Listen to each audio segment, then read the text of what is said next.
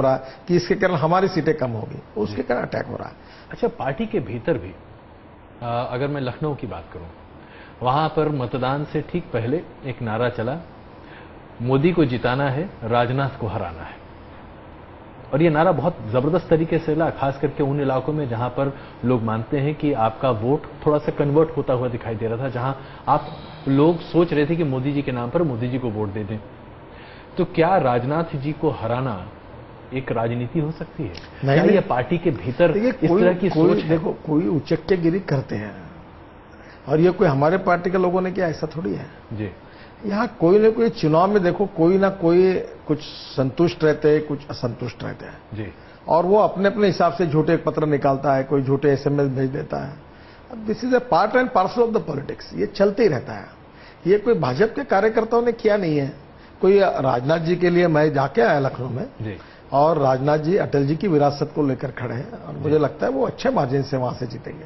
वहां पर एक और विवाद शुरू हो गया राजनाथ जी के लिए, कहा गया कि भाई मोदी जी तो टोपी पहनना पसंद नहीं करते। के लिए मैं जाके आया लखनऊ में जी। और राजनाथ जी अटल जी की विरासत को लेकर खड़े हैं और मुझे लगता है वो अच्छे मार्जिन से वहां से जीतेंगे। वहां पर एक और विवाद शुरू हो गया राजनाथ जी के लिए, कहा गया कि भाई मोदी जी तो टोपी पहनना पसंद नहीं करते, राजनाथ जी टोपी पहनते हैं। ये टोपी की राजनीति की बात वहां पर आ गई कि भाई ऐसा क्योंकि एक पार्टी में लेकिन मैं आपको एक बात बताता हूँ, आपको 24 घंटे न्यूज देनी है तो आपको न्यूज नहीं ढूंढने पड़ेंगे तो आप कोई ना कोई इशू निकालते रहेंगे। नहीं, हम नहीं ढूंढते हैं। देखिए, आप ही के राजनीतिक जो विरोधी हैं वही लोग। अभी टोपी तो मैं भी पहनता हूँ, ऐसे कोई मोदी जी भी पहनते हैं, उन्होंने टोपी नहीं पहनी ऐसा कभी पहनते नहीं, ऐसा नहीं है। उन्होंने दुपट्टा पहना। जनरली अपना बाल डिस्टर्ब होते तो बोलते टोपी मत डालो, ऐसा कभी कभी। आज मैं गया था लद्दाख और लेह में, उन्होंने मुझे वो बड़ा लंबा ऐसा एक ये पहनाया, फिर ये पहनाया और मैंने पहना, वहां भाषण दिया। आज मेरा फोटो आप देखिए वहां, तो वहां जाते जैसा लोग कहते हैं वैसा करते रहते हैं। तो राजनाथ जी पर ये जो तमाम तरह के आरोप लोग लगा रहे हैं, आपको लगता है ये बेबुनियाद आरोप है? राजनाथ जी लखनऊ से बहुत अच्छे वोटों से जीतेंगे और अटल जी की विरासत लेकर वहां से खड़े हैं और उनकी जीत निश्चित है।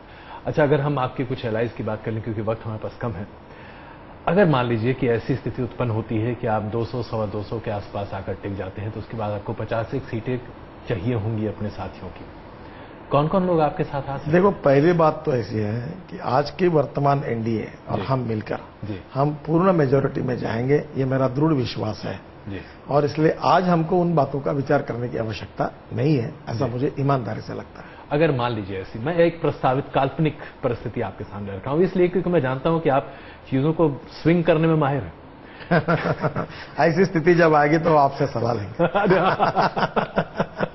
लेकिन अगर मान लीजिए कि वैचारिक स्तर पर ही सही, क्या नवीन पटनायक जी, जयललिता जी, ममता जी, ये तमाम लोग आपके साथ आ सकते हैं? हम लोग हर समय इस मत कर रहे हैं जी कि हमारी मेजोरिटी बनने के बाद में भी अटल जी ने जो हमको आदर्श दिया है, हम एनडीए को बढ़ाना, लोगों को जोड़ना और उनको यशस्वी रूप से साथ में ले जाना, ये अटल जी के नेतृत्व में हमने करके दिखाया है हमारे पार्टी ने।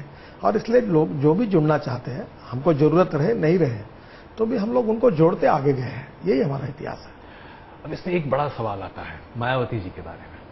मायावती जी ने 2 बार आपकी सरकार को उत्तर प्रदेश में समर्थन दिया और जरूरत जब पड़ती थी तो केंद्र की सरकार को भी एनडीए के दौर पर मदद की। क्या आपको लगता है कि आज मायावती जी वाकई में आपके लिए समर्थन दे सकती हैं? देखो, आज इस बात पर कुछ कहना उचित नहीं होगा, ना हमने समर्थन मांगा है ना वो देने की बात कही है। तो जो बात आज कहीं एजेंडा में ही नहीं है तो उसके बारे में कोई नया विवाद खड़ा करके प्रतिक्रिया देना उचित नहीं होगा। पर मैं आपको एक बात बताता हूं, हमारी मेजोरिटी आएगी, हमारी सरकार बनेगी और 20 तारीख के पहले नरेंद्र मोदी देश के प्रधानमंत्री बनेंगे, ये मेरा दृढ़ विश्वास है। यानी मायावती जी के लिए भी आपके दरवाजे बंद नहीं है? देखो, हम एनडीए के बारे में, हमारी पार्टी हर समय प्रोग्रेसिव है, अकोमोडेटिव है और टॉलरेंस, सबको साथ मिलकर टीम के साथ लेकर चलना, ये अटल जी के नेतृत्व में सिद्ध करके दिखाया है। हमको जरूरत है या नहीं ऐसा देखकर हमने नहीं किया। हमारी अलायंस जिनके साथ बनी है उनको विश्वास के साथ हम आगे लेके गए, ये हमारा इतिहास रहा है। इसलिए हम लोग विकास की राजनीति करना चाहते हैं, लोगों को जोड़ने का काम करना चाहते हैं, जात पंथ धर्म भाषा को डिफरेंशिएट नहीं करना चाहते और सबको साथ में लेकर हिंदुस्तान को भय भूख आतंक भ्रष्टाचार से मुक्त करना और सुखी समृद्ध और संपन्न शक्तिशाली हिंदुस्तान बनाकर दुनिया की नंबर 1 की ताकत बनाना, ये हमारा मिशन है।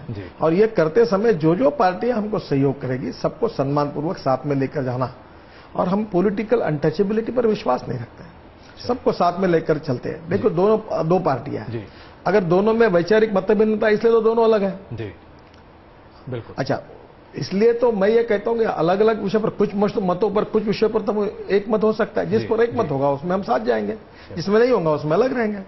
एक आखिरी सवाल जो कि सिर्फ आपसे जुड़ा है, मनीष तिवारी जी ने बिना शर्त आपसे माफी मांगी उस पूरे घोटाले के बारे में जो आदर्श स्कैम था, जिसमें फ्लैट की बात आपके सामने आई थी। इसके साथ साथ जो एक इनकम टैक्स का पूरा मामला आपके ऊपर बनाया गया था, उसे लेकर भी कहीं कुछ आगे बढ़ते नहीं दिखाई दे रहा। नहीं, मेरे ऊपर अभी कोई नोटिस नहीं, मेरे ऊपर कोई इंक्वायरी नहीं जी। और मनीष तिवारी अभी मेरे मित्र हैं जी, उनको उस समय गलत इन्फॉर्मेशन दी, उन्होंने कहा था जी, और उनका स्वास्थ्य भी ठीक नहीं, तो मैंने उनको कहा आप छोटा सा क्लैरिफिकेशन दे दीजिए, मैं केस विड्रॉ करूंगा। कोई मुझे आपसे लड़कर आपको कोई सजा दिलाना मेरा उद्देश्य नहीं है। अब मेरे ऊपर झूठे आरोप लगे इसलिए मुझे ये करना पड़ा, तो विषय खत्म हो गया। अब क्या है कि ये कभी कभी इतने झूठे आरोप टीवी पर, मीडिया पर चलते हैं, तो कभी कभी इसके लिए कानून में कोई बदल करना चाहिए, इसको रोकना चाहिए। वही मैं आपसे जानना चाहता था कि क्या income tax department, enforcement directorate, इन सब तमाम चीजों में आज आपको लगता है कि बदलाव की जरूरत है? और अगर आपकी सरकार आती है तो क्या इसमें बदलाव? देखिए, हमने हमारे विजन डॉक्यूमेंट में केवल इनकम टैक्स के लिए नहीं, जो विजन डॉक्यूमेंट बना है उसमें 4 रिफॉर्म सुझाए: administrative reform, police reform, judicially reform and economic reform. और इन सब बातों पर देश में विचार करने की आवश्यकता है, समय के अनुसार बदलने की आवश्यकता है। अगर देश को हम दुनिया के नंबर 1 की ताकत बनाना चाहते हैं तो हमको हमारे प्रशासन में गुड गवर्नेंस, जिसका बार बार मोदी जी उल्लेख करते हैं, सुशासन, विकास और डेवलपमेंट, ये हमारा आत्मा है। और इसलिए department of e governance, department of innovation, हम लोग निश्चित रूप से इसका उपयोग करेंगे। और ई गवर्नेंस का उपयोग अगर किया एडमिनिस्ट्रेशन में तो 80% करप्शन खत्म हो जाएगा। नितिन जी, बहुत बहुत धन्यवाद इस बातचीत के लिए। अब 20 तारीख के बाद आपसे मुलाकात होगी जब आपकी सरकार बनती है कि आखिरकार इसका आकलन हम कैसे करें। बहुत धन्यवाद।